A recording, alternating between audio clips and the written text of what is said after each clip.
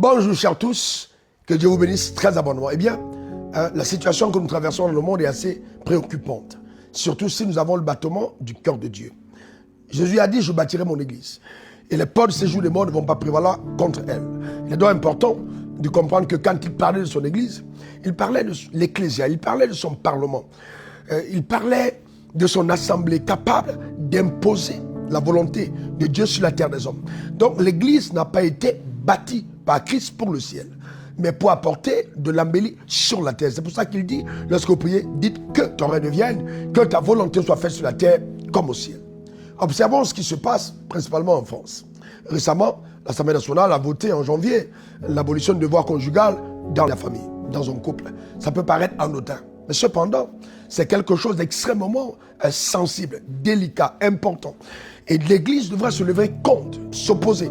Bon, nous pouvons crier dans nos assemblées, nous pouvons nous mettre à faire tellement de bruit. On peut avoir des assemblées de 100 000 personnes, 200 000 personnes dans un environnement. Mais si notre influence n'est pas à même de toucher l'essence même de la vie de l'homme en société, nous ne faisons que du bruit. Le bruit des esclaves, pas le bruit des rois. Les rois décident alors que les esclaves crient. On a toute la différence. Nous devons aller à la dimension de prendre des décisions qui apportent de l'embellie à la société. Jésus a dit, vous êtes la lumière du monde. On n'allume pas une lampe pour la mettre sous la table, mais sur la table afin qu'elle brille et qu'elle éclaire toute la maison. Mais cependant, qu'est-ce que nous faisons? Nous avons des églises de type âge de Noé. Nous les excluons le potentiel sociétal du développement et la construction de la société. C'est terrible, c'est effroyable. Nous participons de la sorte à la déchéance. Nous abandonnons une société qui a besoin de nous. Nous sommes les premiers-nés de Dieu, supposés apporter dans la société la référence, le modèle, et puis imposer la pensée de Dieu. Mais comment cela arrivera si nos enfants ne sont pas impliqués dans tous les secteurs de la société, c'est-à-dire la politique, les affaires, l'art, le sport, et j'en passe. C'est très important qu'on comprenne l'éducation, la communication. Ce sont les secteurs dans lesquels nous devons être présents. Nos enfants doivent être présents. Les enfants de Dieu doivent être présents dans ces secteurs. Et une fois qu'ils ont l'audace, par impulsion divine, ou alors par appel prophétique, d'être engagés dans tel couloir, nous les décourageons. Nous disons non, c'est diabolique, nous devons aller au ciel. Mais comment est-ce possible? Comment est-ce possible que nous pouvons être autant attardés mentalement? Comment est-ce possible que la révélation de Dieu soit autant fragilisée? Voilà les choses qui nous concernent. Nous débattons, nous prenons l'onction pour combattre nos propres frères. Oh, tel a fait ci, oh, tel a fait ça. Nous avons l'énergie pour nous attaquer aux autres. Mais attendez. Entre-temps, le monde se meurt. Pourquoi ne réalisons pas, nous, en tant qu'hommes de Dieu, en tant qu'enfants de Dieu, que nous devons affronter le Goliath qui est en face? Écoute-moi très attentivement. Aussi longtemps que l'onction qu'il y a sur ta vie, aussi longtemps que la grâce et le potentiel que Dieu t'a donné ne peut pas avoir de l'influence dans la société, je te garantis, tu ne fais que du bruit. Ce n'est pas de l'impact. Le véritable impact, c'est un impact qui transcende les quatre murs. C'est un impact qui apporte de la plus-value dans la société. Que Dieu nous aide. Il nous aide véritablement à nous élever, à émerger. Qu'on ne soit pas toujours en train d'appeler sorcellerie quelqu'un qui a percé matériellement, quelqu'un que Dieu a béni financièrement. Bien, l'or et l'argent appartiennent à Dieu. Vous voulez que qui prospère? Les enfants de Dieu ont une légitimité d'accès aux avoirs de leur père. C'est normal. Si donc le potentiel de Dieu est en toi ou en moi, alors pourquoi n'arrivons-nous pas dans un segment de la société à manifester la prééminence? Il dit, vous serrez la tête et non la queue, toujours en haut et jamais en bas. Arrêtons le vacarme et affrontons justement les défis, les batailles de notre destinée. Sortons de nos âges qui sont simplement là à amener les gens tous les jours à se mettre à genoux, lever les mains vers le ciel. Ce n'est pas pour ça que Dieu nous a appelés. Nous sommes de véritables adorateurs. Les adorateurs font de l'impact qui transcende leur existence terrestre. C'est important, qui apporte de la plus-value dans la société. C'est ça la véritable adoration.